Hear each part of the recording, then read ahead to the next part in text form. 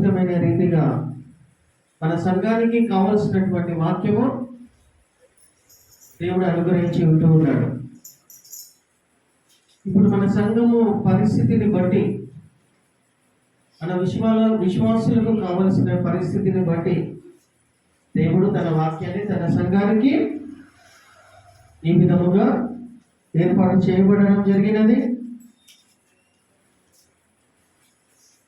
నిన్న రాత్రి సమయంలో నేను ఇక్కడే కూర్చొని 12:30 వరకు వేరే వాక్యంలో నేను సిద్ధపడ్డాను. నా మనసులో ఇప్పుడు 2-3 సబ్జెక్ట్స్ ఉన్నాయి, షేర్ చేసుకుందామని. అయితే మనం అనుకుంటున్నది ఒక విధంగా ఉంటుంది. స్టేజ్ మీదకి వచ్చిన తర్వాత వాతావరణంను బట్టి దేవుడు తన ఆత్మ ద్వారా తన బిడ్డలకు ఏ వాక్యం కావాలో, ఏ ఆత్మీయ ఆహారం కావాలో అదే అందజేస్తారు. ఇది దేవుని యొక్క కృప, దేవుడికి మీ మీద ఉన్నటువంటి ప్రణాళిక, ప్రేమను బట్టి. హల్లెలూయా. ప్రేమైన వారలారా,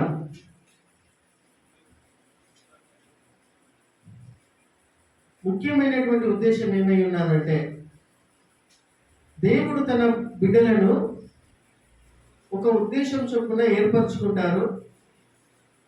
ఆ ఉద్దేశంలో, ఆ ప్రణాళికలలో తనను నమ్మినటువంటి వాళ్ళందరూ కూడా ఉండాలని, ఆ ఉద్దేశం చొప్పుననే అందరూ నడుచుకోవాలనేది ఆ ఉన్నతమైన స్థాయిలో, ఆ స్థానంలో దేవుడు మనలను ఉంచాలని సాయశక్తులుగా కృప వెంబడి కృప అనుగ్రహిస్తూనే ఉంటాడు. హల్లెలూయా. దేవుడు నేను ఎందుకోసమైతే ఏర్పరచుకున్నాడు, why God has chosen you and what is the will of God in this present situation. ఇప్పుడు ఉంటున్నటువంటి పరిస్థితులలో దేవుడు నన్ను ఎందుకోసమైతే ఏర్పరచుకున్నాడో, ఆ ఏర్పాటులో ప్రస్తుత కాలంలో నేనేం చేయగలుగుతాననేది దేవుని యొక్క వాక్యంలో మనము దేవుడు ఏర్పరిచిన విధముగా మనం చూసుకుందాం. హల్లెలూయా. హల్లెలూయా. అందరం ఇక్కడనే ఉన్నామా? ఓకేనా? ప్రియమైన వారలారా, వాక్య పరిచర్య జరుగుతూ ఉండగా దయచేసి కొద్దిసేపు చేస్తాం. ఎంతసేపు చేస్తాం? మనం ఎంతసేపు ధ్యానిస్తాం? నాకు ఎన్ని గంటలకు ఇచ్చారు మీరు? 12:05కి ఇచ్చారు. ఎక్కువ అంటే 45 minutes మనం వాక్యాన్ని ధ్యానిస్తాం కదా. ఆ 45 నిమిషాలు మనము శ్రద్ధగా వాళ్ళ వీళ్ళ మొక్కలు పిచ్చోళ్ళలాగా చూస్తున్నట్టు ఉండకుండా, ఎందుకోసం అయితే వచ్చినామో ఆ యొక్క వాక్యాన్ని శ్రద్ధగా వినాలని మరీ హెచ్చరిస్తూ చెప్తున్నాను. అర్థమవుతుందా? ఎవరు కూడా లోపల నుంచి బయటికి, బయట నుంచి లోపలికి, ఎవరైనా లోపలికి వస్తే వాళ్ళను మీరందరూ తిరిగి వాళ్ళని ఒక పెద్ద జీవుల్లాగా చూడకండి. వాళ్ళు వచ్చిన వాళ్ళు పని చేసుకుంటారు, వాళ్ళకి సలహాలు ఇవ్వకండి, వాళ్ళకి ఏం చేయకండి. వాళ్ళను రిసీవ్ చేసి కూర్చోబెట్టడానికి యవనస్తులు ఉన్నారు. దయచేసి శ్రద్ధగా మనం కొన్ని నిమిషాలు దేవుని యొక్క వాక్యంలో విందాం. హల్లెలూయా. విందామా? దేవుని యొక్క వాక్యము శ్రద్ధగా మనం వినడం వల్ల నీ ఆత్మకు, నీలో నివసిస్తున్న దేవుని ఆత్మకు సరి అయినటువంటి ఆత్మీయ ఆహారం అందించినప్పుడు, hallelujah, there is a physical feeding and spiritual feeding. ఆత్మీయ పోషణ అన్ని విషయాలలో నీకు లాభసాధకముగా ఉంటుంది. మనం అర్థం చేసుకోవాలి ఆ విషయం.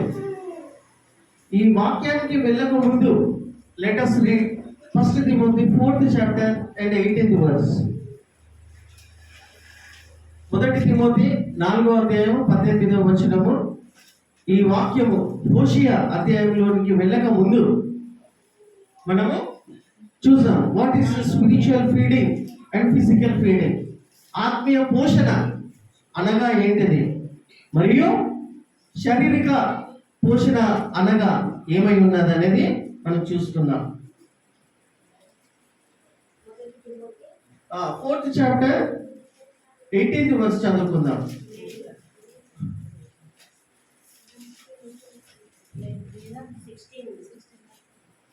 4:8 ఐ థింక్ 4:8. శరీర సంబంధమైన సాధకము రైట్. శరీర సంబంధమైన సాధకము కొంచెము మట్టుకే శరీర, ఇక్కడ మనం ఏం చూస్తున్నాము? శరీర సంబంధమైనటువంటి సాధకం. దీని శరీరాన్ని మరియు ఆత్మ సంబంధమైనటువంటి సాధకం. హల్లెలూయా. వి హావ్ టు లెర్న్, నేర్చుకోవాలి, అర్థం చేసుకోవాలి. చదవండి అమ్మా. శరీర సంబంధమైన సాధకము కొంచెము మట్టుకే కొంచెము మట్టుకే ప్రయోజనకరమాగును కానీ దైవభక్తి ఎప్పటి జీవము దైవభక్తి ఇప్పటి జీవమును విషయంలోను ఇప్పటి జీవము విషయంలోను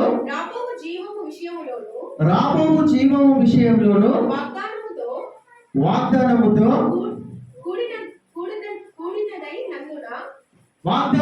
కూడినదైనందున అది అన్ని విషయములలో ప్రయోజనకరమవును. హల్లెలూయా. It is profitable in all the things. Present situation.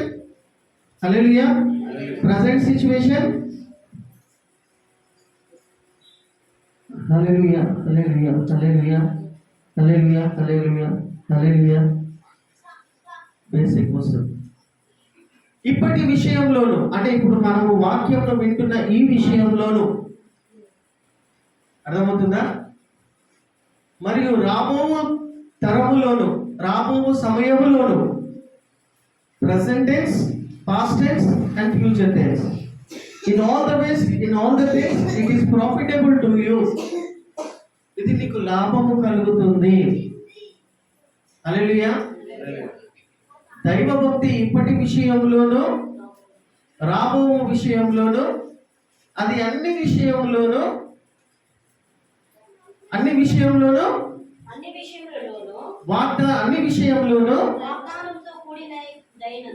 వాగ్దానముతో కూడినదైనందున అది అన్ని విషయంలోనంట, అన్ని విషయంలోనూ ప్రయోజనకరం అగును. ప్రయోజనకరం అంటే నీకు లాభం కలుగుతుంది. మనం ఈరోజు కానీ ప్రతిసారి కానీ వాక్యము వినడానికి వచ్చినప్పుడు ఆ వాక్యమును వినుట వలన అది నీకు ప్రయోజనకరం. నీకు అంటే నీ శరీరానికి కాదు, నీకు అంటే ఏమై ఉన్నది? నీలో ఉన్నటువంటి ఆత్మకు ప్రయోజనకరం. దానికంటే పైన వచ్చిన ఏమే ఉంటుంది? శరీర సంబంధమైనది అది నీకు కొంచెం మట్టుకే, little bit, it is profitable to you. అర్థమవుతుందామా? మనం రోజుకి 3 పూటలు భోజనం చేస్తాం. మంచి బ్రేక్ఫాస్ట్ చేస్తాం, మంచి లంచ్ చేస్తాం, మంచి డిన్నర్ కూడా చేస్తాం. తప్పులేదు. ఏదైతే చేస్తున్నామో మన శరీరాన్ని పోషించుకోవడానికి అది కొంచెము మట్టుకే నీకు ప్రయోజనం, కొంచెం మట్టుకే. అర్థమవుతుందా? కానీ దానికంటే గొప్ప విషయం ఉన్నది అని చెప్తుంది వాక్యం. అది ఏమై ఉన్నది? నీలో ఉన్నటువంటి ఆత్మకు పోషణ, దైవభక్తి. What you are doing right now? ఏం చేస్తున్నారు ఈ టైంలో? మీరు దేవుని వాక్యంలో వింటున్నారు, దాన్ని ఏమంటారు? దైవభక్తి చేస్తున్నాము అంటారు. ఆ దైవభక్తి అనేది నీకు అర్థమైన అర్థం కాకుండా నీకు లాభకరము. హల్లెలూయా. అది నీకు లాభం, it is profitable to you. కాబట్టి వాక్యమును వింటున్నటువంటి సమయంలో, వాక్యమును చదువుతున్నటువంటి సమయంలో, వాక్యమును ధ్యానిస్తున్నటువంటి సమయంలో మన మనస్సు, హృదయము ఎక్కడ పెట్టుకోవాలా? దేవుని వాక్యం పైననే పెట్టుకోవాలి. ఇదంతా ఎందుకు చెప్తున్నాను నేను? నీలో ఉన్నటువంటి ఆత్మకు శ్రద్ధగా వినడం వలన దైవభక్తి ఒకటి చేస్తున్న వాళ్ళం అవుతున్నాము. రెండవది ఏంటంటే అది అన్ని విషయాలలో, అన్ని కాలాలలో, అన్ని సమయాలలో అది నీకు లాభం. హల్లెలూయా. లాభం అవుతుంది. ఎవరికి లాభం అంటే నీకు, నీలో ఉన్నటువంటి దేవుని ఆత్మకు. It is profitable to you. అర్థమవుతుందా? హల్లెలూయా. ఇది అర్థమైనా అర్థం కాకుండా మౌనంగా కూర్చొని దేవుని వాక్యంలో వింటే ఇది నీకు లాభకరము. హల్లెలూయా. అర్థమైతే మంచిదే, అర్థం కాకుండా మౌనంగా కూర్చొని దేవుని వాక్యం శ్రద్ధగా వినే ప్రయత్నం చేసినాను, దట్ ఈస్ ప్రాఫిటబుల్. హల్లెలూయా. హల్లెలూయా. ఎప్పుడెప్పుడు ఎన్నెన్నిసార్లు దేవుని మందిరానికి వెళ్ళినా, లేకపోతే నువ్వు ఇంట్లో కూర్చొని వ్యక్తిగతంగా ప్రార్థన చేస్తూ ఉన్నా, లేకపోతే ఏమంటారు పాటలు పాడినా, వాక్యమును చదివినా, ఇవన్నీ దేని కిందకి వస్తాయి? దైవభక్తి. హల్లెలూయా. అది ఎన్నెన్నిసార్లు ఎక్కడెక్కడ నువ్వు చేస్తూ ఉన్నావు అన్నన్ని సార్లు నీకు అది లాభకరం. It is profitable to you. Hallelujah. ఈ సమయంలో, రాబోయే సమయంలో అది నీకు లాభమే. హల్లెలూయా. ఆ కోణంలోనికి, ఆ ఎక్స్ట్రీమ్ లెవెల్స్ లోనికి, ఆ మార్గంలోనికి మనం వెళ్ళే ప్రయత్నం చేయాలి. లాభకరముగా ఎట్లా కలుగుతుందని రుచి చూసి తెలుసుకోవాలి. హల్లెలూయా. ఆ రుచి తెలిసినప్పుడు, ఆ రుచి నీకు అర్థమైనప్పుడు పిచ్చి చూపు చూడరు, అశ్రద్ధగా ఉండరు, నెత్తికోకుండా కూర్చోరు, ఎప్పుడు బయటికి వెళ్దామా అని ఇట్లాంటి పిచ్చి పిచ్చి ఆలోచనలు రావు. ఎప్పుడు దేవుని వాక్యము రుచి కలిగినప్పుడు, దైవభక్తి చేస్తున్న ఆ ఎక్స్ట్రీమ్ లెవెల్స్ లోనికి వెళ్ళాలా. హల్లెలూయా. హల్లెలూయా. ప్రియమైన వాళ్ళారా, మనందరి కోసం ఈరోజు ఏర్పాటు చేయబడినటువంటి వాక్య భాగము హోషియా 10వ అధ్యాయం 12వ వచనం. So what we're doing right now, we're doing the spiritual exercise. ఆత్మీయ సాధకము, నీలో ఉన్న ఆత్మకు పోషించుకుంటున్నావు నువ్వు వాక్యం జస్ట్ వినడం వల్ల. Hallelujah. So we are doing that. అది మనం కొద్దిసేపే చేస్తాం, 40-45 నిమిషాలు. కాబట్టి పర్ఫెక్ట్ గా మన ఉనికిని చేతిలో పెట్టుకొని, మన మనసును హృదయంలో చేర్చుకొని ఉంచుకొని శ్రద్ధగా దేవుని వాక్యమే విందాం. చదవండి అమ్మ. నీతి ఫలించినట్లు మీరు విత్తనమును వేయుడి, ప్రేమయను కోత కోయుడి.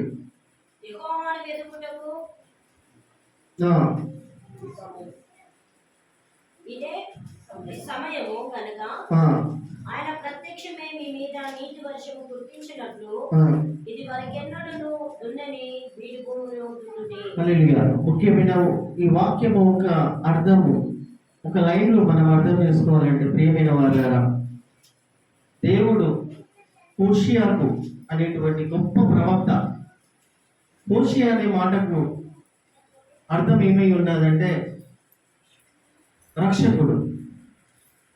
హోషియా అనే మాటకు అర్థము సేవియర్ ఆర్ రక్షించువాడు. హల్లెలూయా. హోషియా అనే మాటకు అర్థం ఏంటిది? రక్షించువాడు. కాబట్టి హోషియా అనేటువంటి ప్రవక్తను దేవుడు ఏర్పరచుకొని, ఇశ్రాయేల్ ప్రజలు, దేవుని చేత ఏర్పాటు చేయబడినటువంటి ఇశ్రాయేల్ ప్రజలు, దేవుని సంతతి వారు, వాళ్ళ దరికి నువ్వు వెళ్ళి ఇదే దేవుణ్ణి వెతకాల్సినటువంటి సమయము ఆసీనమై ఉన్నది. హల్లెలూయా. దేవుణ్ణి వెతికేటువంటి సమయము మనందరికీ కూడా ఆసీనమై ఉన్నది. దేవుణ్ణి వెతకడము, దేవుని ఎట్లా వెతుకుతారమ్మా? ఈ యొక్క వాక్యం యొక్క మాట ఒక అర్థంలో చేసుకోవాలంటే, నువ్వు ఫస్ట్ దేవుణ్ణి వెతుకు. మొదటిగా నీతి అనేటువంటి విత్తనము నాటు, అప్పుడు ప్రేమతో నువ్వు పంటను కోస్తావు. దేవుడు తన వర్షమును, నీతి అనేటువంటి వర్షము నీ పైన కుమ్మరిస్తాడు. ఇప్పుడే దేవుణ్ణి వెతకడం అనేది సరి అయిన సమయం. అది ఎందుకు చేయాలి మనము? అది ఎందుకు ఆ విధంగా చేయమని చెప్తూ ఉన్నాడంటే, మనుషుల హృదయాలు బండమారిపోయినాయి. ఎట్లయిపోయినాయి అంటే, ఈ తరంలో ఉంటున్నటువంటి మనుషుల యొక్క హృదయాలు ఎట్లా ఉంటున్నాయి అని అంటే, ఎంత దేవుని వాక్యం విన్నా, ఎంత ప్రార్థన చేస్తున్నా, మరి ఎన్ని ఉపవాసాలు ఉంటున్నా, వారి హృదయం అనేది బండమారిన స్టబన్ హార్ట్ అనేది మెంట్ కావడం లేదు, కరగడం లేదు. ఎందుకు అని అంటే, దాని లోపల హృదయంలో దేవుడు ఏం కోరుకొని ఉన్నాడు అని అంటే, నీ హృదయములో కొంచెం చోటు ఇవ్వమని కోరుతున్నాడు. హల్లెలూయా. నీ హృదయంలో నాకు కొంచెం స్థలం ఇయ్యి, కొంచెం ప్లేస్ ఇవ్వు, నా మాటకు కొంచెం స్థానం ఇయ్యనంటే ఆ హృదయం ఎట్లా ఎట్లా ఏ విధంగా ఉండిపోయి ఉంటూ ఉన్నది. ఎన్ని హృదయాలు, ఎన్ని రకాల హృదయాలు ఉంటాయి తెలుసా? ఆ 4-5 రకాల హృదయాలు ఉంటాయి. దేవుని బిడ్డలకు కావచ్చు, దేవుని నమ్మలేనటువంటి వాళ్ళకైతే ఇంకా ఘోరమైనటువంటి హృదయాలు ఉంటాయి. అందుకోసమే యేసు ప్రభు ఏమని చెప్తాడు స్టార్టింగ్ లో, మీరు కొత్తగా దేవుడిలోనికి వచ్చే ముందు నీ హృదయాన్ని నాకు ఇవ్వమని చెప్తాడు. హృదయం అనేటువంటి తలుపు దగ్గర నేను నిలబడి తట్టుతున్నాను అంటాడు. హల్లెలూయా. ఆ హృదయంలో నేను నివసిస్తాను, మీతో పాటు భోజనం చేస్తాను, మీతో పాటు సహవాసం చేస్తాను అంటున్నాడు. యేసు ప్రభు స్వయంగా చెప్తూ ఉన్నాడు. అవునా కదా? ఎవరికైనా గుర్తుందా ఈ వాక్యం? ఫస్ట్ దేవుడు నీ నుండి స్టార్టింగ్ లో కోరుకున్నది ఏంటిది? హృదయం. ఆ హృదయంలో దేవుడు నివసిస్తాను అంటున్నాడు. నేను నిన్ను నడిపిస్తాను అని చెప్తున్నాడు. ఎందుకోసమైతే నిన్ను ఏర్పరచుకున్నానో, భూమికి పునాది వేయబడక ముందు ఏ సంకల్పం కోసం నిన్ను నేను ఏర్పరచుకున్నానో అది నేను నెరవేరుస్తాను బిడ్డ, నీ పట్ల, మనందరి పట్ల. ఇది చాలా విలువైనది, చాలా శ్రేష్టమైనది, అమూల్యమైనది. చాలా మంది హృదయాలలో దేవుని బిడ్డలని అనుకున్నప్పటికీ కూడా, పిలువబడుతున్నప్పటికీ కూడా దేవుడు ఉంటాడు. ఒకసారి వాళ్ళని యేసు ప్రభువుని సొంత రక్షకుల్లాగా అంగీకరించిన తర్వాత దేవుడు వాళ్ళ లోపల నివసిస్తాడు, నో డౌట్. కానీ సమ్ టైమ్స్ ఏమైపోతుందంటే, నీ పరిస్థితిని బట్టి, నీ స్థితిగతులను బట్టి దేవుడు వాక్యంతో నీతో మాట్లాడుతున్నప్పుడు, వాక్యం ద్వారా నీతో మాట్లాడుతున్నప్పుడు ఆ హృదయం అనేటువంటి స్థానములో ఆ వాక్యానికి చోటు ఇవ్వరు చాలా మంది. దాన్ని స్టబ్బన్ హార్ట్ అంటారు, బండ మారిపోయిన హృదయం అని అంటారు. దేవుని నమ్మిండ్రు, రక్షణ పొందిండ్రు, బాప్టిజం తీసుకుంటూ చర్చికి వస్తున్నారు, ప్రార్థనలు చేస్తున్నారు, కానీ దేవుని వాక్యానికి చోటు ఉండదు. చాలా మంది యవనస్తులు అంటారు, కొంతమంది వెళ్ళి చెప్తా ఉంటారు, నా హృదయం నీకు ఇస్తున్నా అంటారు.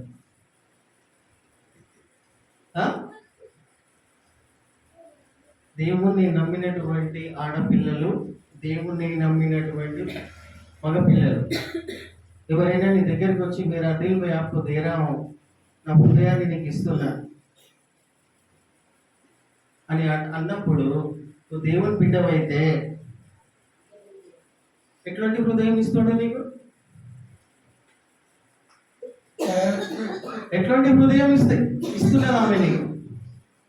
दिल से मैं आपको चाह रहा हूँ, I love you very much with all of my heart, आप मेरे दिल के टुकड़ा है, मैं आपको मेरा दिल देना चाह रहा हूँ बोलकर एक बच्चा या बच्ची आकर आपको प्रपोज करें तो ఎట్లాంటి హృదయాన్ని ఇవ్వాలని ఇష్టపడుతూ ఉన్నాడు? హృదయంలో ఏమేమి నివసిస్తాయని వాక్యంలో రాయబడి ఉన్నది. అన్నీ ఉంటాయి, అక్కడి నుండి స్టార్ట్ అయితే. కాబట్టి ఎందుకు ఈ విషయాన్ని జ్ఞాపకం చేస్తున్న యవనస్తులకు అని అంటే, ఎవరైనా మీ దగ్గరికి వచ్చి మంచిగా అనిపించినా కానీ పర్వాలేదు, పైన మంచిగా కనిపించవచ్చు, గర్ల్స్ కానీ బాయ్స్ కానీ, లోపల హృదయం ఉన్నటువంటి క్వాలిటీస్ లో జీసస్ క్రైస్ట్ ఆ హృదయంలో ఉన్నాడా లేదా అనేది మీరు పరీక్షించుకోవాలి. హల్లెలూయా. హల్లెలూయా. అంటే యేసుప్రభు దేవుని బిడ్డనే, రక్షణ పొందిండు, యేసుప్రభు బిడ్డనే, ఆయన హృదయంలో యేసుప్రభు ఉన్నాడు, ఆమె హృదయంలో యేసుప్రభు ఉన్నది. కాబట్టి హృదయాలను, మనసులను ఏమంటారు, పుచ్చుకోవచ్చు అని అంటే, నిజంగా యేసుప్రభు హృదయంలో ఉన్న వ్యక్తి అయితే అట్లా ఎవరు కూడా వచ్చి ప్రపోజ్ చేస్తారా? అడుగుతారా? నిజంగా యేసుప్రభు నా హృదయంలో ఉంటే నేను వెళ్ళి, నువ్వు నాకు మంచిగా అనిపిస్తున్నావు, బాగా అనిపిస్తున్నావు అని ప్రపోజ్ చేయలేదు, అడగరు. వాళ్ళు నా దగ్గరికి వచ్చి అడగారు, నేను వాళ్ళ దగ్గరికి వచ్చి అడగాను. నిజంగా హృదయంలో యేసు ప్రభు ఉంటే. అర్థమవుతుందా? ఏం చెప్పాలని ప్రయత్నం చేస్తున్నానంటే, ఈ వాక్యంలో హోషియా అనేటువంటి గ్రంథములో హోషియా ప్రవక్తకు దేవుడు పిలిచి బండమారిన హృదయములు కలిగినటువంటి వాళ్ళ దగ్గరికి వెళ్ళి నీతి అనేటువంటి వాక్యములు వారి హృదయంలో నాటండి. ఎందుకంటే వాళ్ళ హృదయాలు వేరే వేరే విధంగా నివసిస్తూ ఉన్నాయి కాబట్టి. హల్లెలూయా, హల్లెలూయా. కాబట్టి ప్రియమైన వాళ్ళ కింది వచనంలో చూసుకుంటూ మనం వెళ్తూ ఉన్నట్టయితే దేవుడు నీ ద్వారా నా ద్వారా కోరుకుంటున్నటువంటి విషయం ఏమై ఉన్నదంటే, మొదటి వచనం చూస్తూ ఉన్నట్టయితే హోషియాలో నీకు నీతిని విత్తుకొనడి. ఇది ఏమన్నది? Point to point, bit to bit మనం వెళ్దాం. ఫస్ట్ వచనం చదవండమ్మా. ఇశ్రాయేలు విస్తారంగా వ్యాపించిన 12వ వచనం, హోషియా 12వ వచనం. నీతి ఫలించినట్లు నీతి ఫలించినట్లు మీరు విత్తనం వేయుడి, మీరు విత్తనము వేయుడి. ప్రేమను కోత వేయుడి, ప్రేమ అనే కోతను మీరు కొయ్యుడి. చూడండి, నీతి అనేటువంటి విత్తనములు మీరు వేయుడి. చూడండి ప్రియమైన వాళ్ళని, ఈ వాక్యాన్ని మనం కొంచెం వివరంగా చూసుకుంటే గలతీయులకు రాసిన పత్రిక 6వ అధ్యాయంలో 7వ వచనంలో ఏమని రాయబడి ఉన్నది? మనిషి ఏది విత్తుతాడో తీయాల్సిన అవసరం లేదు. మనిషి ఏది విత్తుతాడో అదే పంట కోస్తాడు. ఇప్పుడు జామకాయ చెట్టు పెట్టిన చోట మామిడికాయలు కాస్తాయా? నువ్వు ఏది విత్తుతే అదే పంట. కొంచెం టైం పడుతుంది, కానీ అవే ఫ్రూట్స్ అనేటివి, అవే ఫలములు అనేటివి వస్తాయి. అవునా కదా? మనిషి ఏది విత్తుతాడో అదే పంట కోస్తాడు. ఇప్పటి వరకు మనము దేవుని మందిరంలో కానీ, నీ వ్యక్తిగత జీవితంలో కానీ, నీ బిజినెస్లో కానీ, నీ వ్యాపారంలో కానీ ఏమేమి విత్తుకుంటూ వచ్చినామో దాని ఫలములనే మనం కోసుకుంటూ వస్తున్నాం. దాని నుండి తప్పించబడతామా? ఏది విత్తుతే అదే పంట కోస్తాం. ఇప్పటి వరకు ఏమేమి విత్తుకుంటూ వస్తున్నారు, ఇప్పుడు ఉన్నటువంటి పరిస్థితులలో ఏ పంటను మీరు కోస్తూ ఉన్నారో, ఇటువంటి పరిస్థితులలో ఏమి విత్తమంటున్నాడో మళ్ళా అవి మీకు మంచి ఫలములు వస్తే ఆల్ రైట్, నో ప్రాబ్లం. ఆ ఫలములను మీరు అనుభవించడానికి మీకు కష్టం అవుతూ ఉన్నట్టయితే, గతంలో విత్తినటువంటి విత్తనాల ఫలములు మీరు ఈ సమయంలో అనుభవిస్తూ ఉన్నట్టయితే, అందులో మీకు ఇబ్బంది, కష్టము, బాధ కలుగుతూ ఉన్నట్టయితే ఆ ఫలములను పక్కకు పెట్టేసి నీతి అనేటువంటి విత్తనము తీసుకొని ఈ సమయాలలో మీరు విత్తండి. హల్లెలూయా. అర్థమవుతుందా? ఏది నీతి అనేటువంటి విత్తనము మీరు విత్తుతారు? మళ్ళీ చెప్తున్నా, ఇప్పుడు గతంలో మీరు విత్తనాలు ఏవైతే విత్తుకుంటూ వచ్చినారో దాని ప్రతిఫలము చేదుగా మీకు ఇప్పుడు అనిపిస్తున్నా, అది నేను భరించలేకపోతున్నాను ప్రభువా, నేను విత్తినది నాటుతూ కోస్తూ వస్తున్నాను, deliver me from these things, ఇందులో నన్ను విడిపించు ప్రభువా, నేను నూతనమైన విత్తనాన్ని ఇప్పుడు విత్తాలనుకుంటున్నాను. ఫస్ట్ ఆఫ్ ఆల్ బేసికల్గా ప్రెసెంట్గా అందులో నుండి నన్ను విడిపించు ప్రభువా. If you are unable to bear that fruit, hallelujah, నువ్వు మోయలేని విధముగా ఇప్పుడు ఉంటున్నట్టయితే, హల్లెలూయా, లేకపోతే ఏమైపోతుంది తెలుసా? ఆ ఫలములే, గతంలో విత్తిన ఫలములే నిన్ను వెంబడిస్తూ ఉంటాయి. ఇప్పుడు మీ మనస్సులో, హృదయంలో ఏమేమైతే ఆలోచనలు తోటి మీరు ప్రేరేపించబడి, ఈడవబడి, గూడు కట్టుకొని మిమ్మల్ని సతమతము చేస్తూ ఉన్నాయో ఒకసారి ఆలోచన చేసుకోండి. ఇవి ఉట్టిగానే రావు మన దగ్గరికి, వస్తాయా? అప్పుడు విత్తినా, ఇప్పుడు పంట ఫలాలు వచ్చేసినాయి మన లోపల. హల్లెలూయా, ఫలాలు వచ్చినాయి కాబట్టి వీఆర్ రీపింగ్ దట్ సీడ్స్. హల్లెలూయా. సో దేవుడు ఏమని చెప్తున్నాడు హోషియా ప్రవక్త ద్వారా, హోషియా ద్వారా మనందరితో ఏమని చెప్తున్నాడు అంటే, నీతి అనేటువంటి విత్తనము విత్తండి, ప్రేమతో మీరు పంటను కోసెదరు. హల్లెలూయా. ఏం నీతి వాక్యములు, ఏం నీతి మనము ఈ సమయంలో విత్తగలుగుతాము? నీతి చూడండి, చూడండి. నీతి ఫలించినట్లు నీతి ఫలించినట్లు మీరు విత్తనం వేయుడి. మీరు విత్తనమును వేయుడి, ప్రేమయను కోత ప్రేమ అను కోత వినపోయుడి. కోయుడు. నీతి అనేటువంటి విత్తనము మనం ఏ విధంగా ఇప్పుడుంటున్నటువంటి పరిస్థితులలో మనము ఆ నీతి అనేటువంటి, నీతి అనగా ఏమై ఉన్నది? నీతి అనగా ఏమై ఉన్నది ప్రియమైన వాళ్ళారా? విత్తనం అనగా ఏమై ఉన్నది?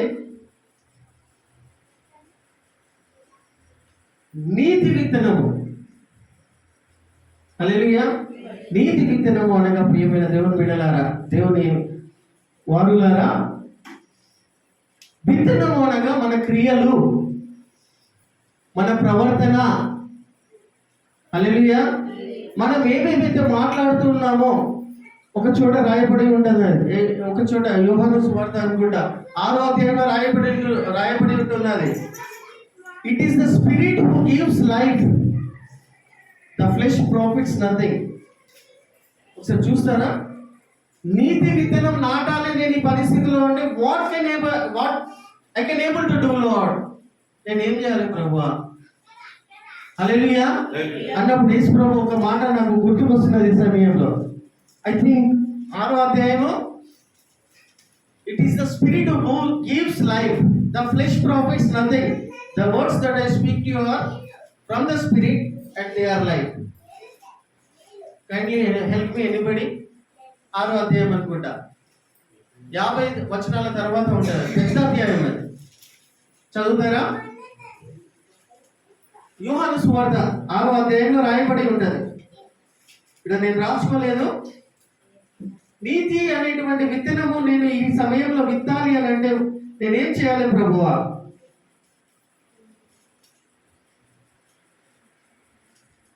ఐ థింక్ 6:63, జాన్ 6:63, యోహాను 6:63. మరియు అంతేనా? ఆత్మయే జీవింపచేయుచున్నది. ఆ? ఆత్మయే జీవింపచేయుచున్నది. ఆత్మనే జీవింపజేయుచున్నది. అవును, చదవండి అమ్మా. రైట్ రైట్, ఇంగ్లీష్లో చదవండి, చదవండి, త్వరగా చదవండి. ఆత్మయే జీవింపచేయుచున్నది. ఆ, శరీరం కేవలం నిష్ప్రయోజనం. ఆ, నేను మీతో చెప్పి ఉన్న మాటలు ఆత్మయు జీవమునై ఉన్నవి గాని మీలో విశ్వసింపని. చాలు, అర్థమవుతుందా? ఇప్పుడు నువ్వు ఉన్నటువంటి పరిస్థితులలో నీతి విత్తనము నువ్వు విత్తాలి అని అంటే నీలో ఉన్న ఆత్మ ఏమి చేయమని చెప్తూ ఉన్నాడో ఆత్మనే జీవమై ఉంటూ ఉన్నారు. It is the spirit who gives life. ఆత్మనే జీవింపచేయించు ఉన్నాడు. హల్లెలూయా. నీలో ఏమున్నదమ్మా? దేవుని ఆత్మ మన లోపల ఉన్నది కాబట్టి మనలను ఏమని పిలుస్తారు? అందరూ మనుషులను పిలుస్తారు, అవునా? దేవుని ఆత్మ మన లోపల నివసిస్తున్నది. It is dwelling in me and I have to hear the voice of that spirit. Hallelujah. ఆత్మ స్వరమును విని నడుచుకుంటున్నట్టయితే నీతి విత్తనం అనేటువంటి విత్తనము నాటినటువంటి వాళ్ళు అవుతారు. అదే జీవమై ఉంటూ ఉన్నది. హల్లెలూయా, హల్లెలూయా. అర్థమవుతుందా? నీతి విత్తనము ఈ పరిస్థితులలో how I can able to so the righteousness seed. నీతి విత్తనం అంటే ఈ సమయంలో నువ్వు గతంలో ఫలించినటువంటి ఫలములు నీ మీద ఉండి అధికారము చేస్తూ ఉన్నట్టయితే అవన్నిటిని డిలీట్ చేసుకొని నువ్వే తీసేసుకొని నువ్వే నాటినావు కదా ఫలములు. గతంలో ఎవరు నాటిండ్రు? నీ పక్కన వచ్చి నాటిండ్రా? నువ్వే కదా విత్తనాలు నాటుకుంటూ వచ్చినావు. మళ్ళీ ఎవరు తీయాలా విత్తనాలను? ఎవరు తీయాలా? నువ్వే తీసేసుకోవాలి. Nobody will help you. Hallelujah. నీ అంతలో నువ్వే నీ చేతులతోటి అవి తుడుపుకుంటేనే తప్ప దేవుడు సహాయం చేస్తాడు. దేవుడు ఎట్లా సహాయం చేస్తాడు తెలుసా?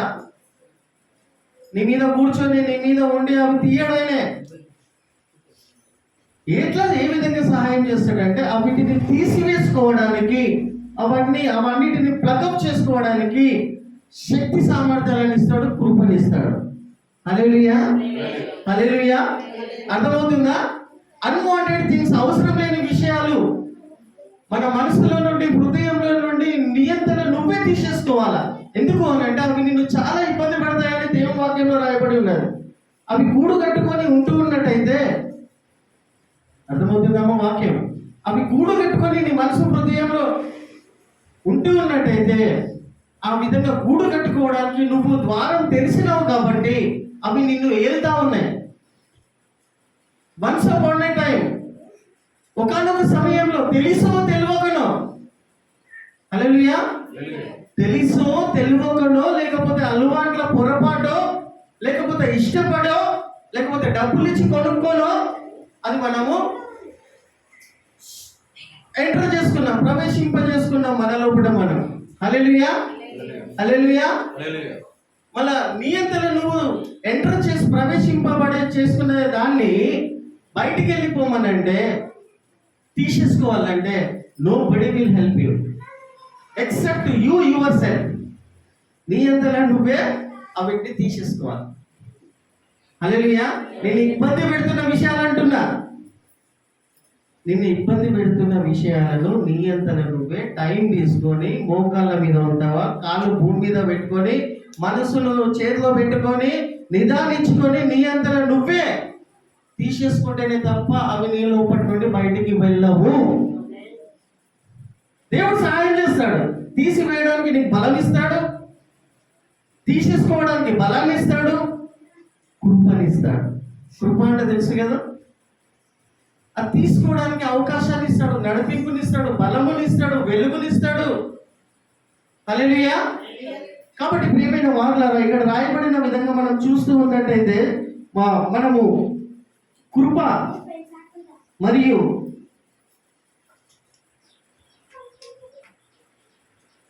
దేవుని యొక్క నీతి క్రియలు అనగా క్రియలు యథార్థత, పవిత్రత మరియు యథార్థత, పవిత్రత, నిజాయితీ. నీతి అనేటువంటి విత్తనము నువ్వు విత్తాలి, రైచియస్నెస్ సీడ్ నువ్వు ఇక్కడ విత్తాలి, నీ లోపల నువ్వు పంపించుకోవాలి అని అంటే దాని అర్థం ఏంటంటే నీ క్రియలు ఎట్లా ఉన్నాయో ఒకసారి పరీక్షించుకో. హల్లెలూయా. నీతి క్రియ విత్తండి అనే మాటకు అర్థం ఏంటంటే హౌ ఈస్ యువర్ పనులు ఏ విధంగా ఉన్నాయో ఒకసారి నిన్ను నువ్వు పరిశోధించుకో.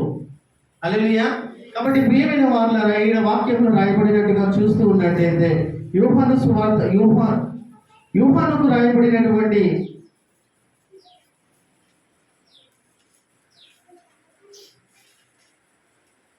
చూడండి, ఏ విధంగా మనము నీతి క్రియలను విత్తగలుగుతాము, ఏ విధంగా మనము నీతి క్రియలలో ముందుకు వెళ్ళగలుగుతాము అనేటువంటి విషయం మనకు స్పష్టత రావాలా, క్లారిటీ రావాలంటే ఒక్కసారి ఇర్మియా చదువుతాం. ఇర్మియా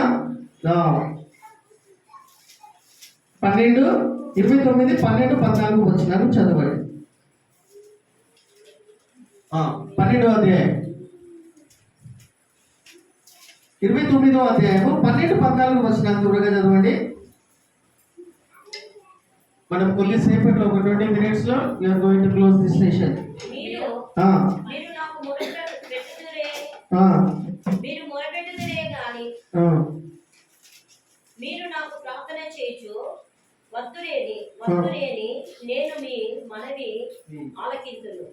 మీరు నాకు మొర్ర పెడతారేమో, మొర్ర పెట్టడానికి వస్తారేమో అని, మొర్ర పెట్టడానికి నా దగ్గరికి వస్తారేమో అని వద్దురేనని నేను మీ మనవి ఆలకింతును. నా దగ్గరికి వచ్చి మొర్ర పెట్టుకుంటారేమో అని దేవుడు ఎదురు చూస్తున్నాడు. మీరు నన్ను వెతికిన ఎడల, నా దగ్గరికి వచ్చి మొర్ర పెడతారేమో అని దేవుడు మీకోసం ఎదురు చూస్తున్నాడు. మీరు నన్ను మొర్ర పెడుతూ నన్ను వెతికిన ఎడల పూర్ణ హృదయముతో నన్ను గూర్చి విచారణ చెయ్యు ఎడల. చూసారా, నా దగ్గరికి నా బిడ్డ ఎప్పుడు వచ్చి నా కోసం నా ముంగట మొర్ర పెట్టుకుంటుంది, మరియు మీరు నన్ను ఎప్పుడు వెతుకుతుంది, మరియు నా గురించి ఎప్పుడు విచారణ చేస్తుంది, నా గురించి ఎప్పుడు ఆలోచిస్తుంది. ఆయుష్నిచ్చిన, జన్మనిచ్చిన, కుటుంబాన్నిచ్చిన, ఫ్యామిలీనిచ్చిన, పిల్లలనిచ్చిన, సమస్తమునిచ్చిన, లాస్ట్కు నా ప్రాణాన్ని ఇచ్చేసిన, నీకు నా రక్తాన్ని కాచేసిన, నువ్వు చేసిన పాపాలకు నీకు రావాల్సిన శిక్ష నేను తీసుకొని నిన్ను విడిపించిన, శాపము నుండి, రోగాల నుండి, వ్యాధుల నుండి అన్నిటిని కూడా విడిపించి లాస్ట్కి నా ప్రాణాన్ని ఇచ్చేసిన. ఎప్పుడు నా గురించి విచారణ చేస్తుంది కూర్చొని? ఎప్పుడు నా గురించి విచారణ చేస్తాడు? నా దగ్గరికి ఎప్పుడెప్పుడు వస్తాడా అని ఎదురు చూస్తున్నాను అంటున్నాడు దేవుడు. హల్లెలూయా.